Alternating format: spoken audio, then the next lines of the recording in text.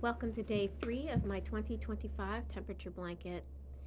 It's gotten cooler, so we're going to go to Carlsbad Caverns.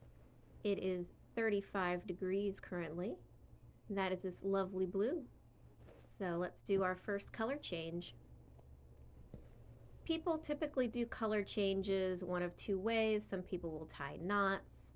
I do not like to tie knots, so basically what I do is I cut my working yarn, and then I will take my new working yarn and add it to the blanket.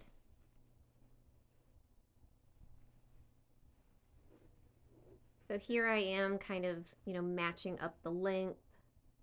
I had the idea in my head of kind of, loosely tying them together, but you'll see here it just kind of ended up not really working out for me. I was a little nervous because this is the first time I've actually recorded a crafting video, so I was making all kinds of mistakes, and I'll point those out to you as we go. So basically what I'm doing is looping in the new working yarn. I did not end the second row with a chain 1 for the turning chain. Instead, the new yarn will be that chain 1, and then I continue on with the single crochet. Now here I am not weaving in my ends as I go, which is what a lot of beginners should probably do, and then just weave in the ends with a needle at the end. A large tapestry needle does a really good job of that, but instead I do what I'm doing here. So I loop in the new color, pull up, pull that loop so it's nice and tight, and then I've got my turning chain with the new color, start doing my single crochets. Then now what I'm doing here, and I almost made a mistake, I wanted to include my working yarn, my ends into the working yarn, and basically I'm looping around those ends with my working yarn and essentially weaving them in as I go. And it's something that a lot of other advanced crocheters will suggest you do, so that especially with a large project, you're not sitting and weaving in ends at the very end. So here's one little, issue I'm having with this yarn, is that the weave of it, or the tension of it, for lack of a better term, the twist of it, there we go. The twist of it is not super tight, and so I will end up pulling up some of the thread from that yarn, and separating the yarn almost.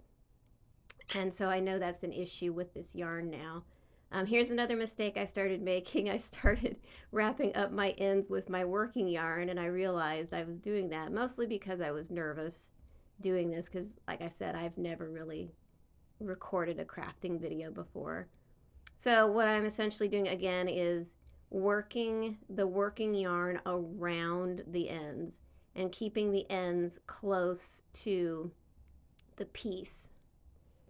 And so just single crocheting around those ends. And once you get far enough, you don't even notice the difference in the bulk later on. So there again, I ended up, crocheting, like pulling the thread out of the working yarn, and it really annoyed me. So I'm just kind of aware of that now with this yarn. It's still a very nice yarn to use. It's just one of those commercially made yarns, and I know I'm going to have issues. And here I did it again, not even intentionally, with that working yarn. So that is how I change color with this temperature blanket for 2025. I hope that you all enjoyed this video. I am right now cutting off the yarn. You'll get to a place where you are comfortable with the amount of woven end, and you just trim off the excess. I like to pull it a little bit just so that those ends kind of pull back into the work, and then you just continue on single crocheting. So that is where we are today on day 3 for the 2025 temperature blanket. I hope you enjoyed.